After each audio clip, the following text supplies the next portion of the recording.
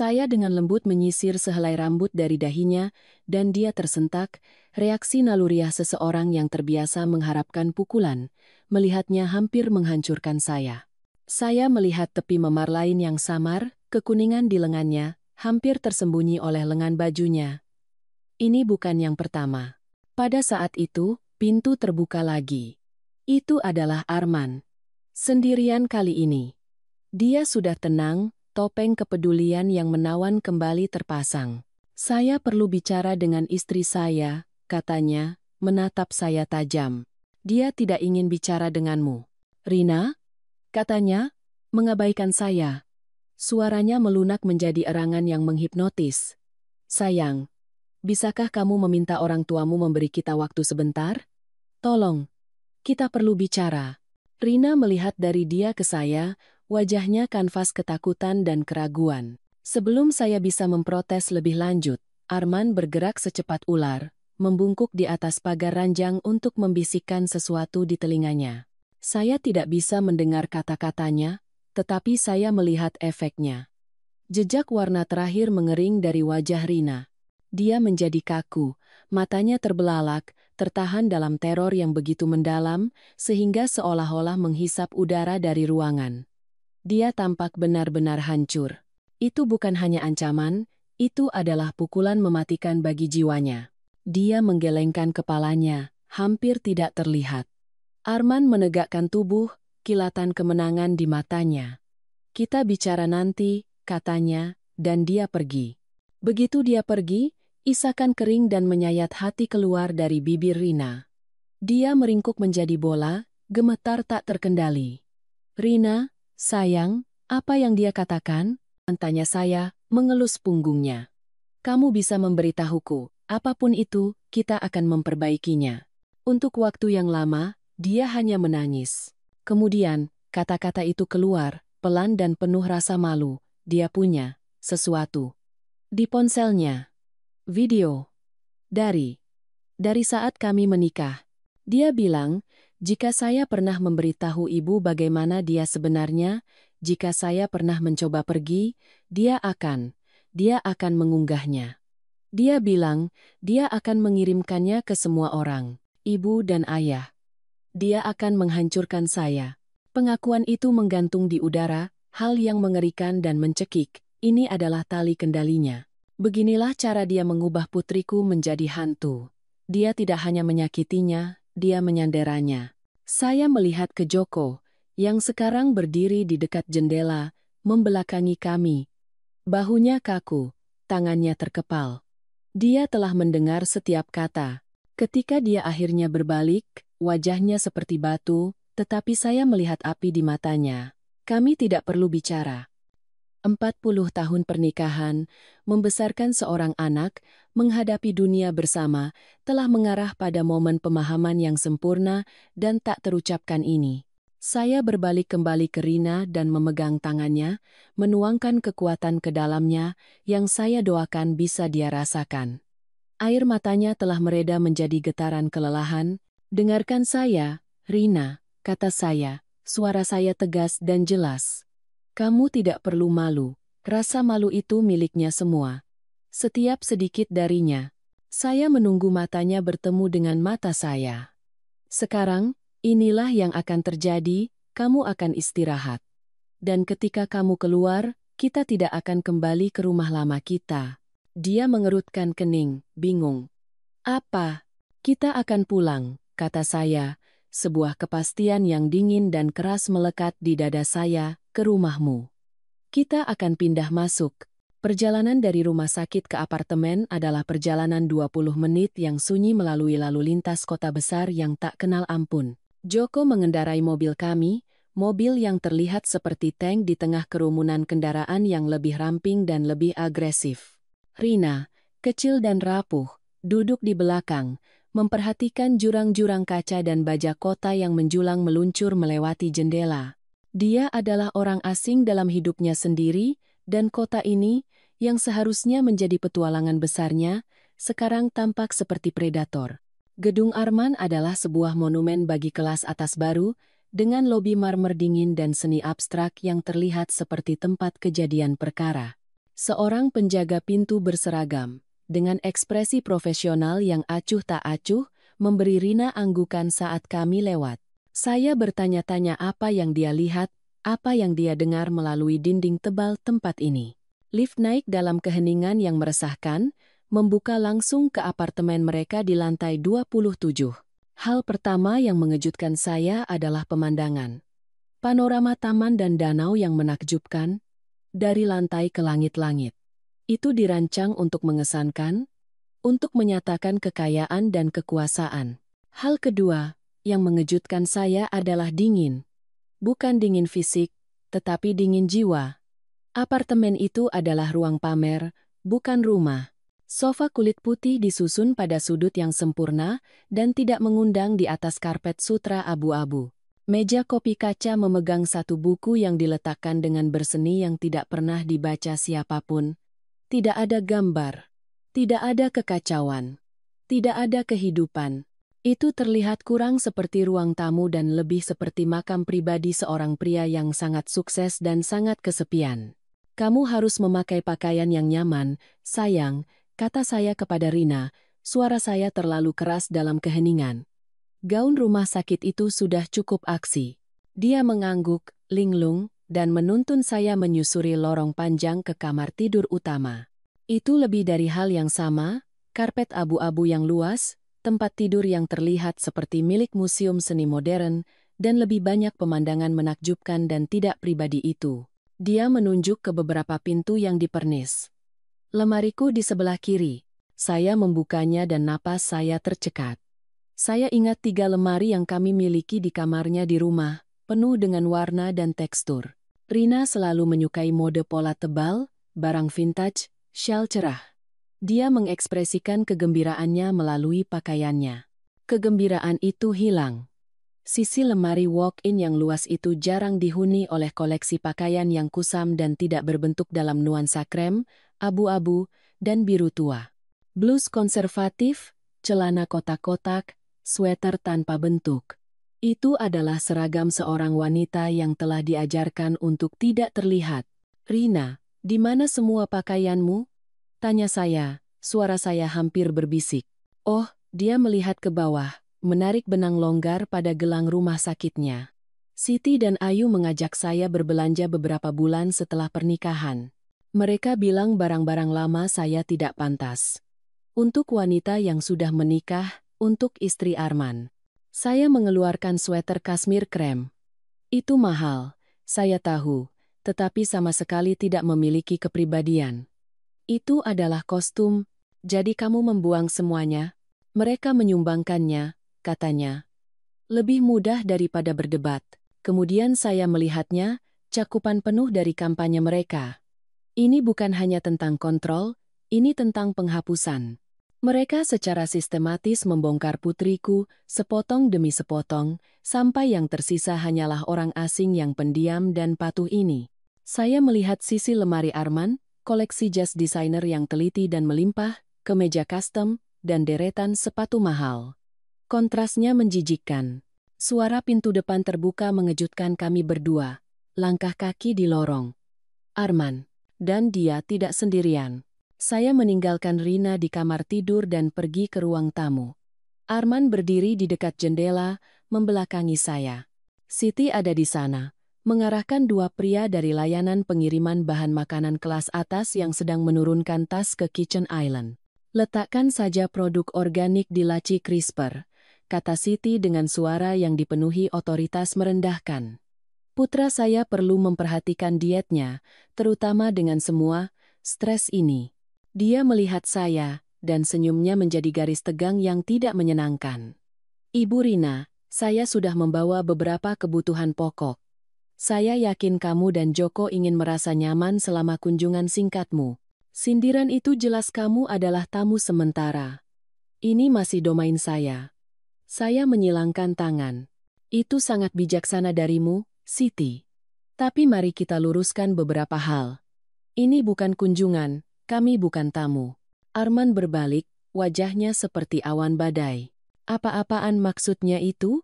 Itu berarti kami di sini untuk mengawasi pemulihan putri kami, kata saya, menanamkan kaki saya. Saya memastikan suara saya tenang dan tegas, membiarkannya mengisi setiap sudut ruangan yang dingin dan sunyi itu. Dan selama kami di bawah atap ini, ada aturan baru. Aturan nomor 1, kamu akan berbicara dengan Rina hanya ketika saya atau ayahnya hadir. Aturan nomor 2, kamu, Siti, dan putrimu Ayu tidak akan memasuki apartemen ini tanpa izin tegas dari saya. Aturan nomor 3, kamu akan memperlakukan putriku dengan rasa hormat dan perhatian yang pantas dia dapatkan.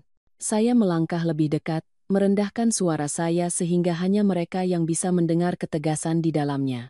Ini bukan negosiasi. Satu kesalahan, satu suara keras, satu kata tidak baik ditujukan padanya, dan panggilan saya berikutnya bukan kepadamu. Itu ke polisi. Saya akan menunjukkan kepada mereka foto memarnya dan mengajukan laporan secepat kilat. Apakah saya membuat diri saya dipahami? Rahang Siti bergerak dalam kemarahan diam, wajahnya pucat. Arman menatap saya, matanya terbakar dengan kebencian yang begitu murni sehingga hampir mengesankan. Untuk sesaat, saya pikir dia akan meledak, tapi dia melihat kepastian mutlak di wajah saya. Dia tahu saya tidak menggertak. Dia telah kehilangan kendali atas sangkar emasnya, dan sekarang seekor harimau menjaga gerbang. Dia memberi anggukan kaku, hampir tidak terlihat. Bagus, kata saya, membalikkan punggung saya pada mereka. Sekarang, permisi, saya akan membantu putri saya mencari sesuatu untuk dipakai. 24 jam pertama adalah perang gesekan yang sunyi. Arman mengurung diri di kantor rumahnya. Pintu tertutup rapat. Siti, sesuai kata saya, tidak muncul. Itu adalah gencatan senjata sementara yang rapuh, dan saya tidak berniat menyia-nyiakannya. Sementara Arman diisolasi dalam serangkaian panggilan konferensi yang keras dan mementingkan diri sendiri, saya memulai fase operasi kami berikutnya. Itu dimulai di meja ramping dan minimalis di sudut ruang tamu, ruang yang tampaknya tidak pernah diizinkan Rina gunakan. Waktunya memeriksa pembukuan, kata saya, menarik kursi untuknya. Dia tersentak. Bu, saya tidak tahu apakah saya bisa. Dia menangani semua keuangan. Dia bilang saya tidak pandai dengan angka. Mari kita lihat apakah itu benar, kata saya, suara saya lembut tetapi dengan ketegasan yang tidak memberikan ruang untuk berdebat. Apa yang kami temukan adalah pencekikan finansial yang metodis dan berdarah dingin. Kami mulai dengan rekening tabungan pribadinya, yang dia miliki sejak remaja, di mana dia telah mengumpulkan sejumlah besar dari pekerjaan pemasarannya yang lama. Itu hampir kosong. Kami melihat di layar bagaimana setahun transfer stabil mengurasnya, memindahkan uangnya ke rekening bersama dan kemudian, hampir segera, keluar lagi. Selanjutnya, kartu kredit. Dia telah menambahkannya ke akun premiumnya, sebuah isyarat yang pada saat itu tampak murah hati. Laporan itu menceritakan kisah lain. Ribuan rupiah dihabiskan di restoran steak eksklusif yang saya tahu pasti Rina belum pernah kunjungi. Tagihan 50 juta rupiah di toko jas Italia kelas atas. Pembayaran bulanan berulang yang hanya terdaftar sebagai layanan M, yang dengan pencarian Google cepat mengungkapkan bahwa itu adalah sewa untuk mobil mewah kelas atas Porsche yang dia klaim dibayar oleh perusahaannya. Dia secara sistematis menggunakan riwayat kredit baiknya untuk membiayai gaya hidup mewahnya sendiri sambil memberitahunya bahwa mereka perlu berhemat. Namun, penyakit yang sebenarnya jauh lebih dalam. Dalam folder yang tersembunyi di hard drive bersama, dilabeli tanpa dosa rumah, kami menemukan kebenaran tentang gajinya.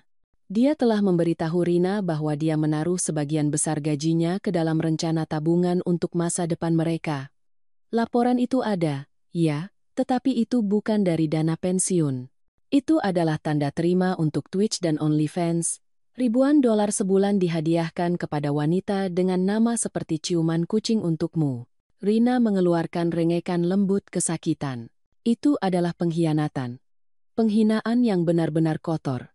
Dia tidak hanya mengambil uangnya, dia menggunakannya untuk membeli perhatian wanita lain, sambil membuatnya merasa tidak berguna.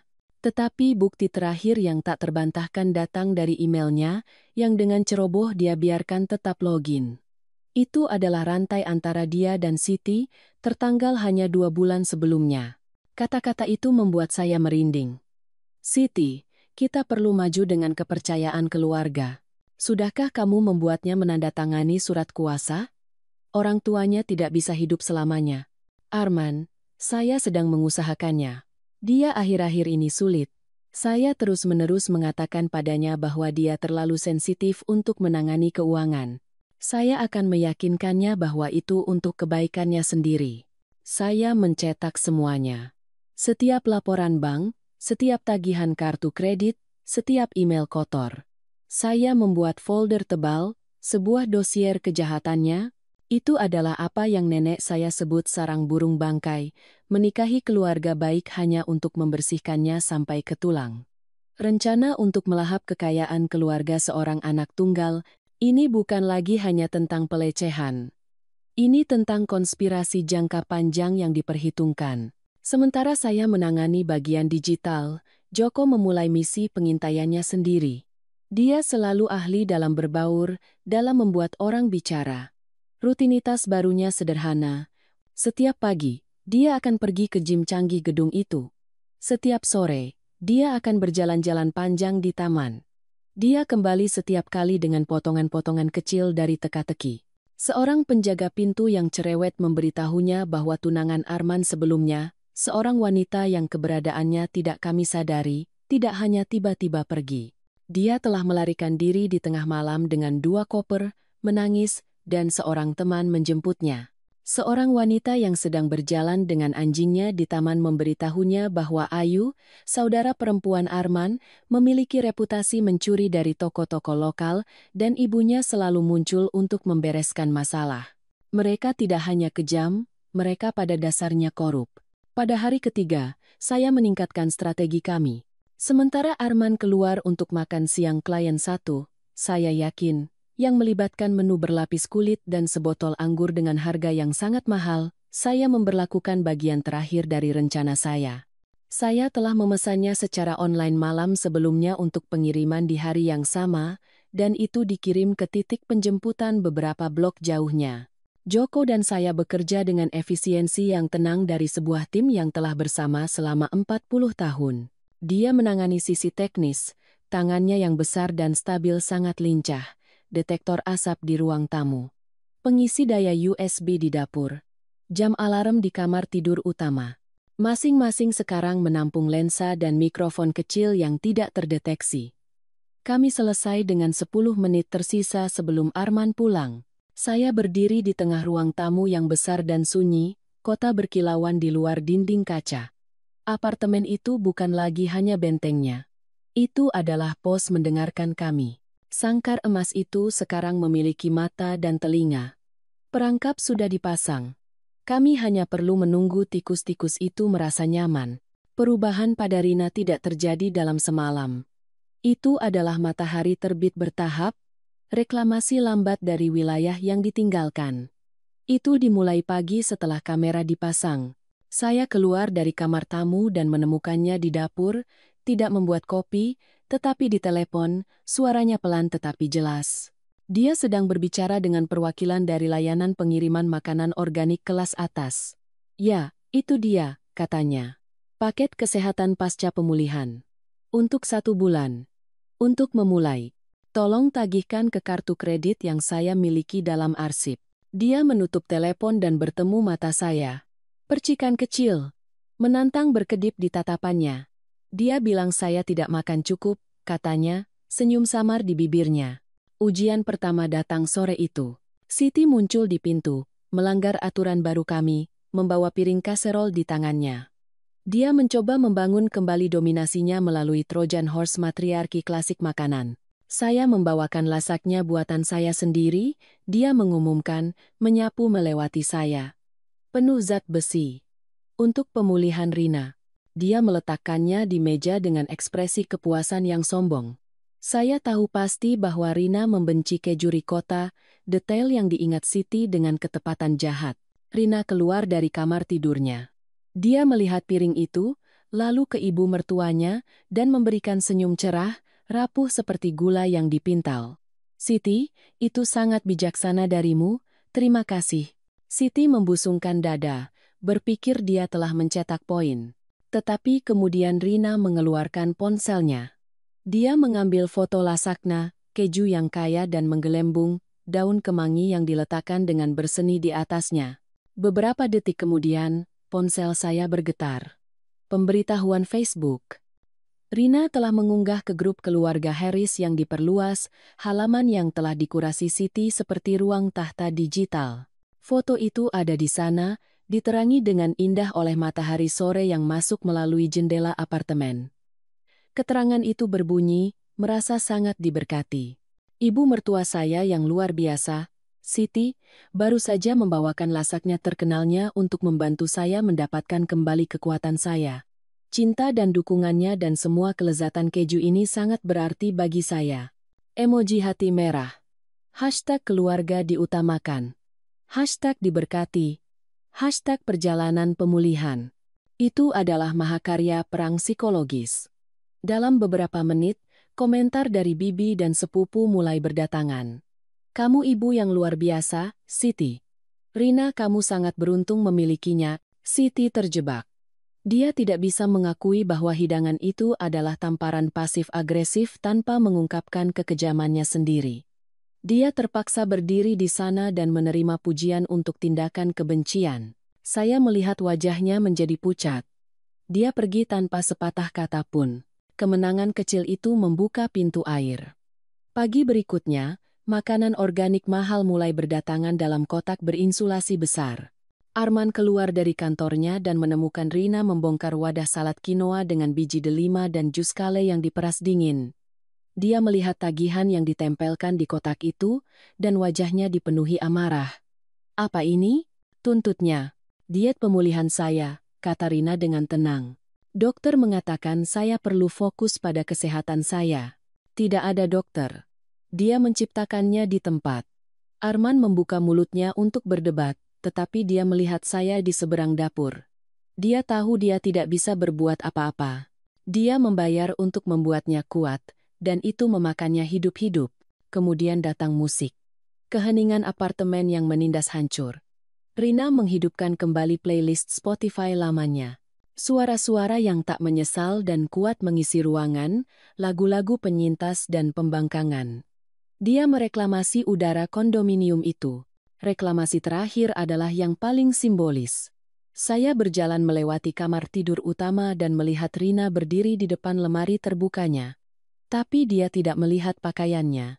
Dia secara metodis mengambil jas, kemeja, dan sepatu Arman, dan menumpuknya dengan rapi di sisi tempat tidurnya.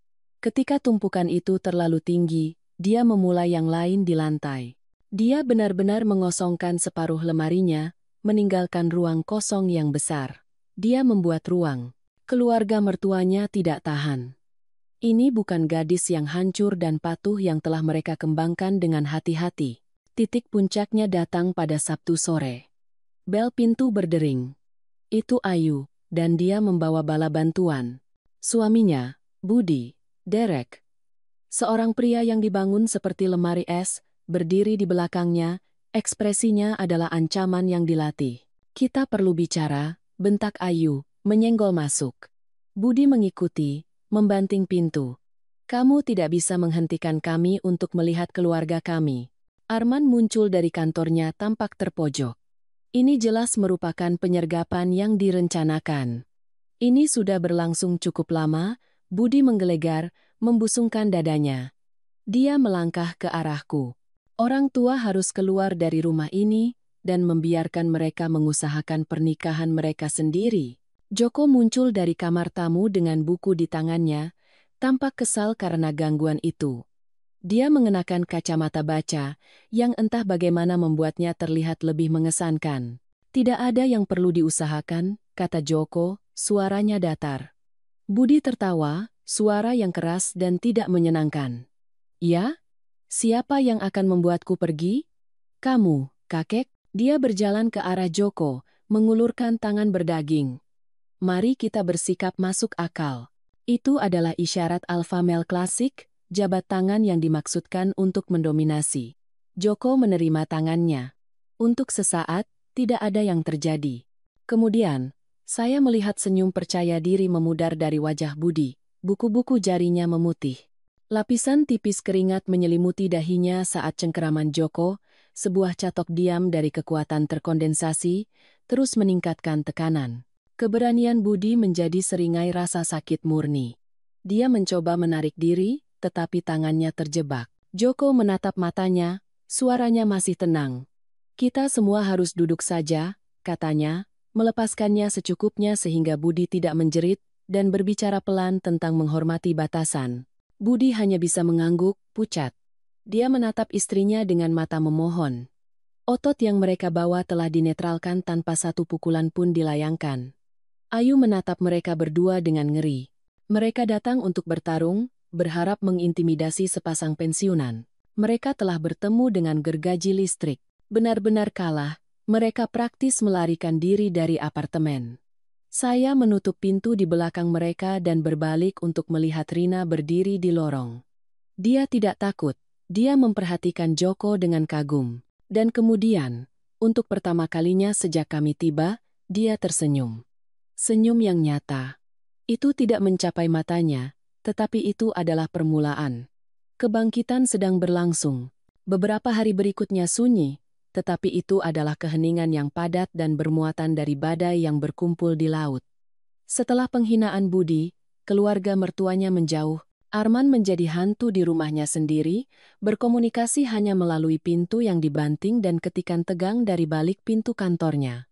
Dia adalah raja yang telah kehilangan kendali atas kastilnya, dan ketegangan itu mencabik-cabiknya.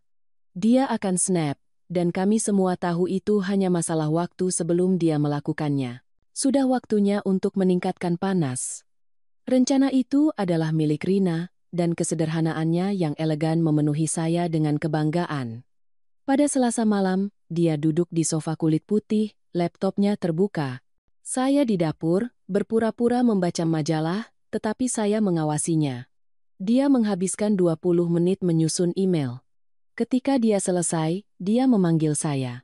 Dia telah menyusun pesan untuk salah satu pengacara perceraian paling tangguh di Jakarta, seorang wanita yang namanya identik dengan litigasi bumi hangus.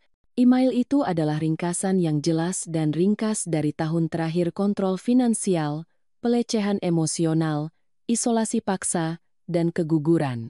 Itu diakhiri dengan baris yang sederhana dan kuat. Saya telah mengumpulkan bukti dan saksi, dan saya siap untuk memulai prosesnya segera. Oke, kata saya pelan. Itu sempurna. Saya akan membuat teh, katanya, suaranya cukup keras untuk terdengar ke lorong menuju kantor Arman. Dia bangkit, meregangkan tubuh, dan berjalan ke dapur, meninggalkan laptop terbuka di meja kopi, layar bersinar terang. Umpan sudah dipasang. 5 menit kemudian, pintu kantor Arman terbuka. Dia keluar, menuju bar built-in, bahunya tegang. Dia berhenti, tatapannya terpaku pada layar laptop yang bersinar. Dia melirik ke arah dapur, melihat kami sibuk dengan teko, dan rasa ingin tahu menguasainya. Dia berjalan mendekat, menjulurkan leher saat dia mulai membaca. Saya melihat postur tubuhnya bergeser secara real time. Bahunya membungkuk. Tangannya terkepal di sisinya. Topeng kontrol yang beradab larut, digantikan oleh kemarahan narsistik yang gelap. Dia adalah predator, manipulator, pencuri. Tetapi satu hal yang tidak dapat dipahami egonya adalah gagasan menjadi orang yang ditinggalkan. Apa ini? Desisnya, berbalik menghadap Rina saat dia kembali ke ruangan. Dia menunjuk dengan jari gemetar ke layar. Apakah kamu meninggalkan saya? Setelah semua yang telah saya lakukan untukmu? Setelah kehidupan yang telah saya berikan kepadamu? Sebuah kehidupan. Suara Rina tegas, diresapi dengan kekuatan baru yang membuatnya tersentak. Kamu menyebut ini kehidupan, Arman? Kamu menghapus saya, kamu jalang tidak tahu berterima kasih. Raungnya, dan kali ini tidak ada kontrol atau pesona, hanya amarah murni. Dia meraih pemberat kertas kaca yang berat dari meja ujung dan melemparkannya ke dinding, di mana itu meninggalkan retakan sarang laba-laba di drywall. Saya membuatmu, kamu bukan apa-apa sebelum kamu bertemu saya. Seolah dipanggil oleh suara amarahnya, pintu lift terbuka dan Siti menyerbu keluar. Dia pasti mengiriminya pesan. Dia melihat pemandangan itu, kemarahan Arman, pembangkangan Rina yang tenang dan wajahnya mengeras. Saya tahu itu, jeritnya, suaranya seperti sirene yang menusuk. Saya bilang kamu ular penggali emas, kamu pikir kamu bisa begitu saja pergi dari putra saya? Arman menunjuk Rina, wajahnya terdistorsi. Dia mencoba menceraikan saya, Bu. Siti tertawa, suara seperti kaca pecah. Biarkan dia. Kamu pikir kamu akan mendapatkan 1 sen pun? Kami akan menguburmu di pengadilan. Kami akan membuktikan kamu tidak stabil, seorang penipu, pembohong. Kamu akan keluar dari ini tanpa apa-apa selain pakaian murah di punggungmu. Kamu dengar saya? Tidak ada. Di sana mereka berdiri, garis depan yang bersatu dari racun dan caci maki, memuntahkan hinaan pada putri saya.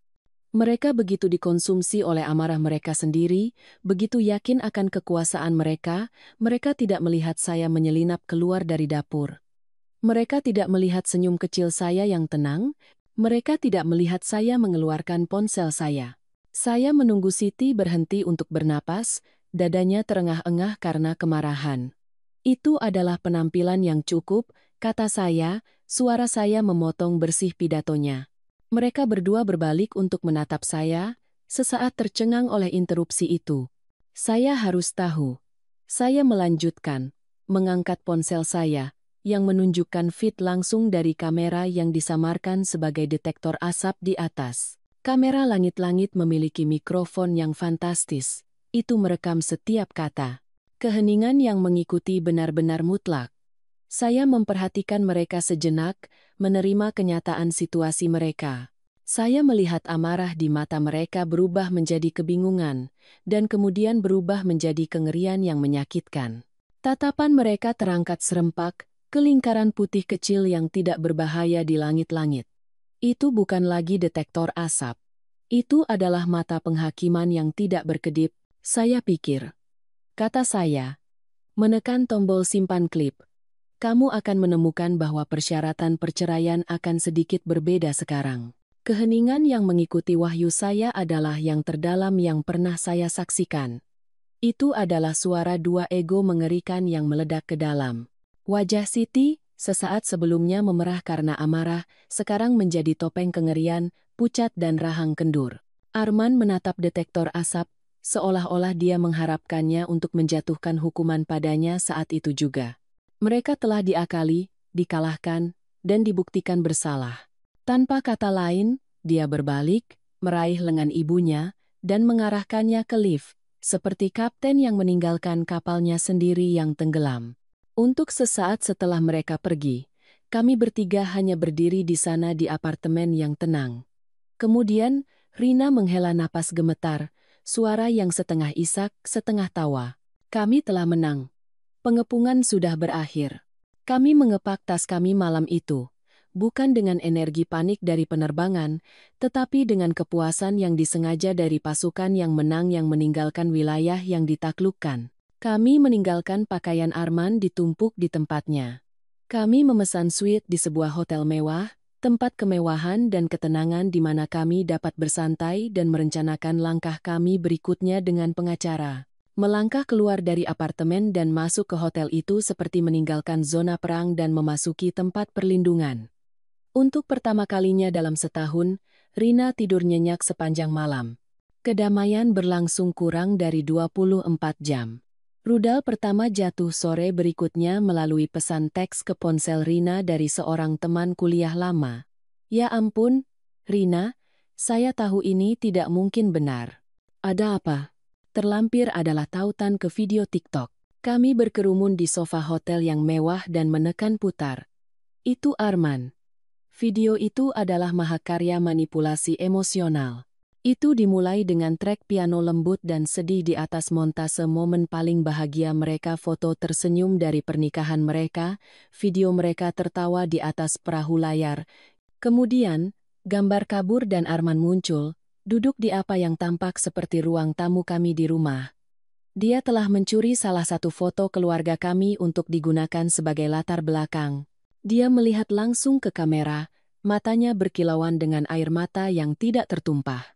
Saya bukan orang yang menyiarkan kehidupan pribadi saya di depan umum, Dia memulai, suaranya tebal dengan emosi palsu.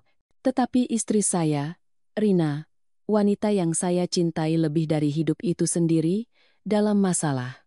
Dia telah bertemu orang lain. Dia membiarkan kalimat itu menggantung di udara. Kami tahu dia hamil, dan saya sangat bahagia. Saya pikir itu akan membawanya kembali kepada saya. Tapi itu bukan anak saya. Dia menahan isak tangis, penampilan yang layak Oscar.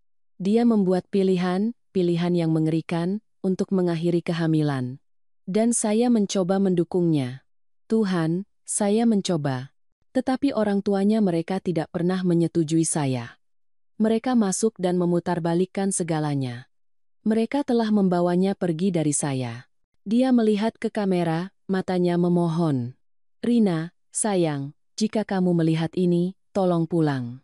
Saya memaafkanmu. Kita bisa melewati ini bersama. Video itu berdurasi 30 detik.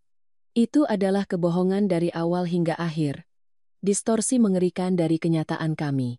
Dia telah mengambil kegugurannya, sumber rasa sakit intim, dan mengubahnya menjadi senjata, melukisnya sebagai penjahat yang tidak setia dan pembunuh dan dirinya sendiri sebagai orang suci yang mulia dan pemaaf.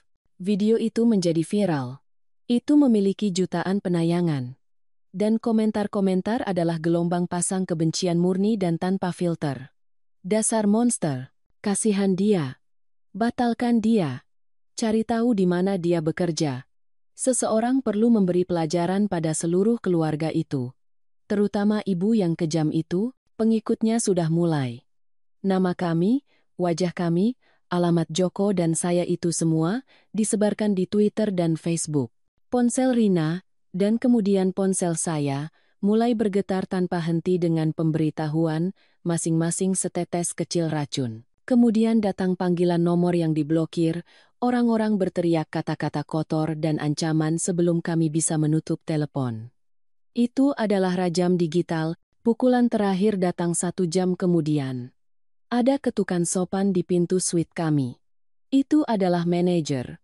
Seorang pria yang tampak baik dengan ekspresi penyesalan profesional yang mendalam. Ibu, katanya, menghindari menatap Rina. Saya sangat menyesal, tetapi kami telah menerima banyak panggilan. Beberapa tamu kami yang lain telah menyatakan keprihatinan untuk reputasi hotel dan keselamatan mereka sendiri.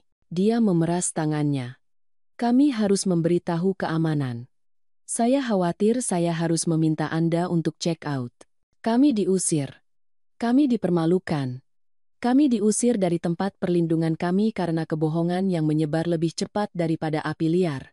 Kami mengepak tas kami sekali lagi, kali ini dalam keheningan yang terpana dan terhina. Di lobi, orang-orang menatap dan menunjuk. Saya melihat salah satu dari mereka merekam kami di ponsel mereka. Kami bukan lagi orang, kami adalah penjahat dalam cerita viral. Kembali di mobil, diparkir di jalan samping yang tidak mencolok, Rina akhirnya ambruk. Dia meletakkan tangannya di atas wajahnya, bahunya gemetar dengan isak tangis yang dalam dan menyakitkan. Dia telah menemukan cara untuk memukulnya lebih brutal daripada tamparan apapun. Dia telah mengambil namanya, ceritanya, identitasnya, dan membakarnya agar seluruh dunia melihat. Saya merangkulnya. Hati saya dingin dan berat di dada saya. Saya begitu yakin kami telah menang. Tetapi Arman memainkan permainan lain, permainan tanpa aturan dan tanpa kesopanan. Dia tidak hanya menyatakan perang. Dia mencoba memusnahkannya. Saya melihat tubuh putri saya yang gemetar dan merasakan amarah kembali, api yang bersih dan dingin yang menghabiskan ketakutan saya. Saya telah melupakan sesuatu yang penting, saya telah melupakan siapa ibunya. Kami tidak lama parkir di jalan itu. Keputusasaan adalah kemewahan, dan kami tidak mampu membelinya. Dia tidak akan menang, kata saya, suara saya datar dan keras. Dia tidak bisa menang. Joko menyalakan mobil. Kemana? Hotel mewah dan bergengsi, kata saya. Sebuah hotel bintang 5 yang memprioritaskan privasi klien kaya di atas segalanya. Mereka tidak akan peduli dengan skandal TikTok. Mereka akan peduli dengan validitas kartu kredit kami. Saat Joko mengemudi, saya membuat 2 panggilan. Yang pertama ke polisi, untuk melaporkan doxing dan pelecehan yang meningkat. Yang kedua ke pengacara kami, untuk memberitahunya agar bersiap untuk perang skala penuh. Di lobi hotel baru kami yang berkilauan dan sunyi, sesuatu bergeser pada Rina. Air mata telah berhenti. Tulangnya, yang telah membungkuk dalam kekalahan, mulai tegak. Saat kami menetap di suite baru, dia menoleh ke saya, tatapannya jelas dan dingin, dengan tekad yang belum pernah saya lihat sebelumnya. Dia menggunakan ponselnya untuk menghancurkan saya, katanya.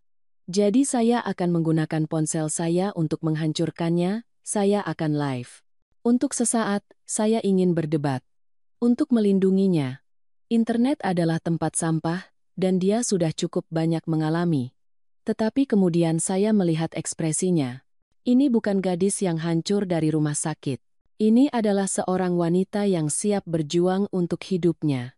Ini adalah pertempurannya, dan tugas saya bukan lagi berdiri di depannya, tetapi di sampingnya. Oke, kata saya. Mari kita susun buktinya. Selama 3 jam berikutnya, kami bekerja. Joko selalu menjadi ahli strategi, menyiapkan ponselnya di tripod, memastikan pencahayaan bagus dan koneksi stabil.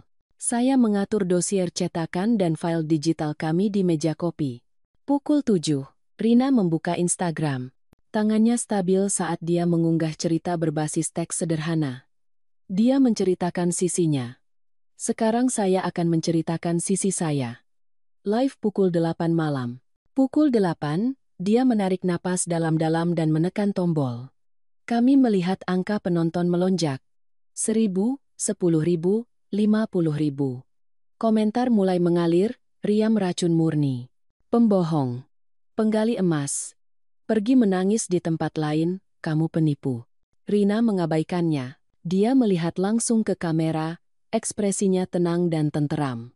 Nama saya Rina, dia memulai. Dan selama setahun terakhir, saya telah menjadi korban kekerasan dalam rumah tangga. Suami saya, Arman, telah menceritakan sebuah cerita kepada Anda. Sekarang, saya akan menunjukkan kebenarannya. Dia mulai dengan menarik kerah kemejanya, menunjukkan memar-samar, kekuningan di tulang selangkanya.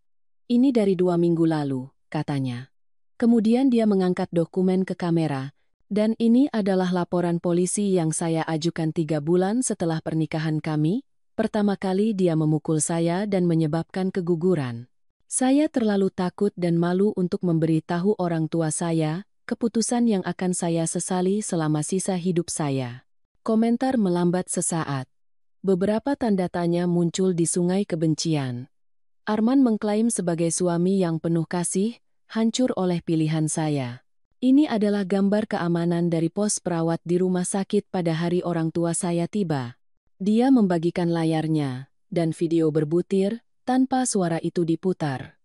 Itu menunjukkan Arman berdiri di atas ranjangnya. Tamparan itu, pintu masuk saya yang marah. Bagian komentar meledak. Astaga. Tunggu, dia memukulnya di rumah sakit? Apa yang terjadi? Dia mengklaim saya selingkuh darinya dan bahwa dia mendukung saya secara finansial. Rina melanjutkan, suaranya semakin kuat. Dia membagikan layarnya lagi. Kali ini menunjukkan laporan bank, pengurasan sistematis tabungannya. Kemudian tagihan kartu kredit, dengan ribuan dolar pengeluarannya untuk jasnya, mobilnya, hidup. Akhirnya dia menunjukkan pembayaran berulang, ribuan dolar yang dia berikan kepada streamer online sambil mengklaim mereka bangkrut. Gelombang berbalik, dan itu berbalik dengan cepat. Kebencian tenggelam oleh paduan suara kemarahan yang tumbuh. Hashtag keadilan untuk Rina mulai muncul. Tetapi kebohongan terburuk, kata Rina, suaranya merendah, adalah bahwa ini tentang cinta, atau tentang bayi. Itu tidak pernah tentang itu. Itu tentang uang. Khususnya, uang orang tua saya. Dan kemudian, dia memainkan kartu terakhir. Grand Finale. Dia membagikan video dari kamera tersembunyi di ruang tamu kondominium. Dunia menyaksikan Arman yang wajahnya memerah dan berteriak mengatakan kepada putri saya bahwa dia tidak tahu berterima kasih.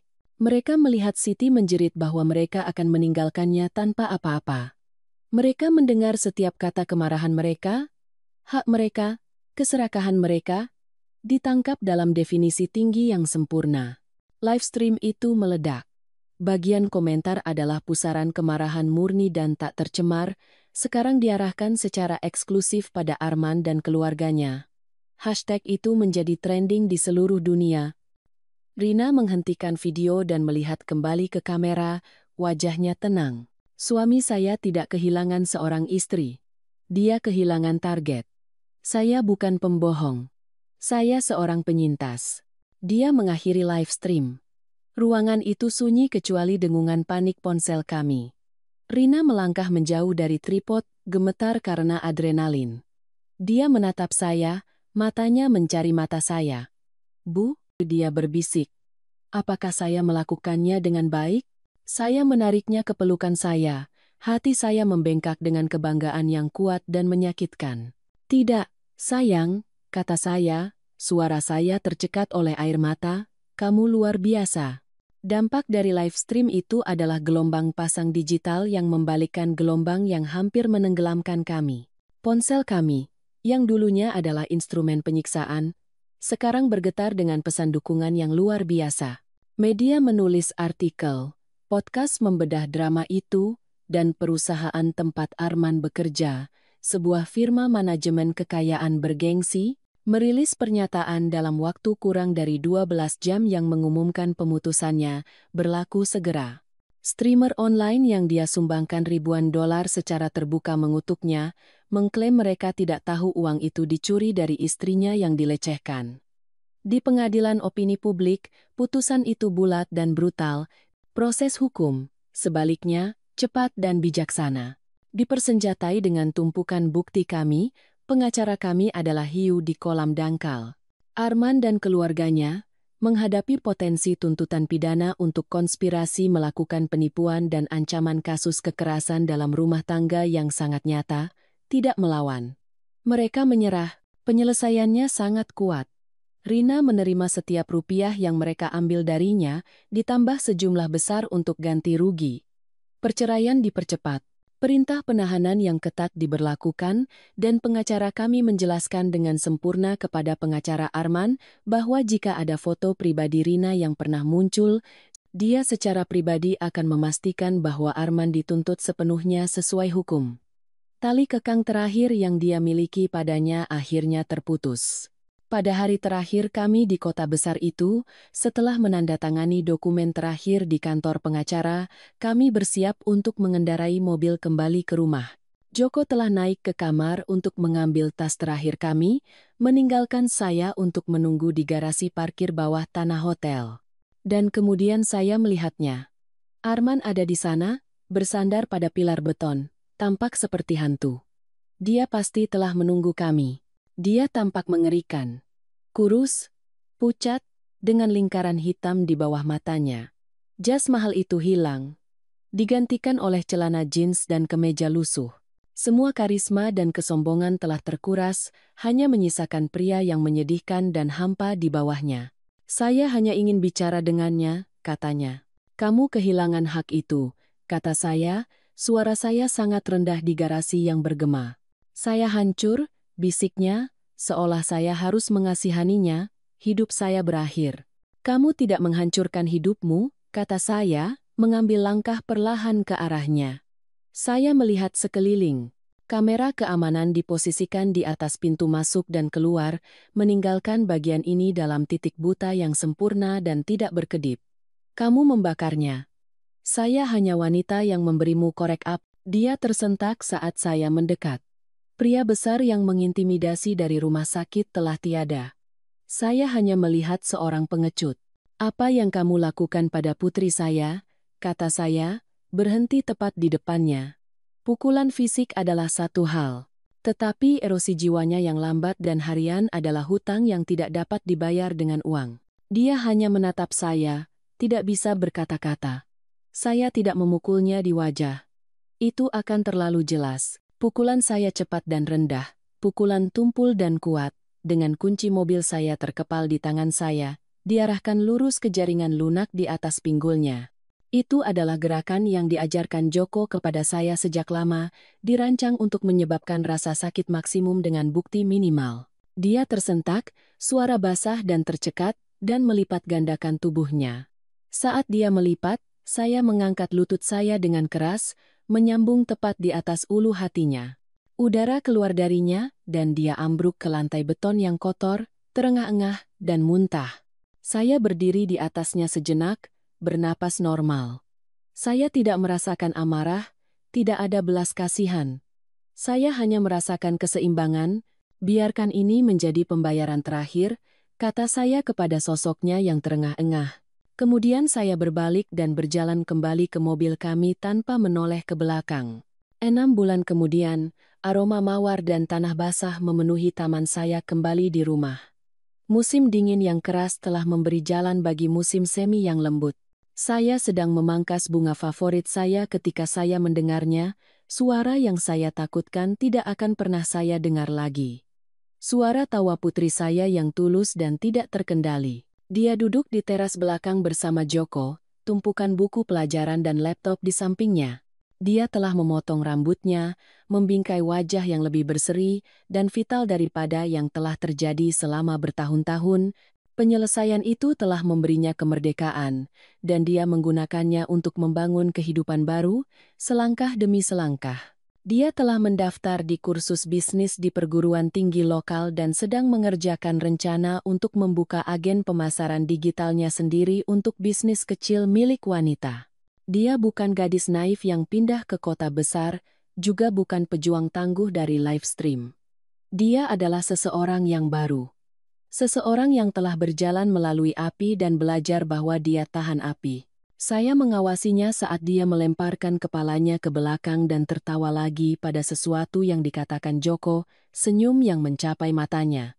Dia telah hilang, terkubur di bawah lapisan ketakutan dan manipulasi, tetapi dia telah berjuang kembali. Dia telah menemukan dirinya lagi. Putri saya sudah pulang.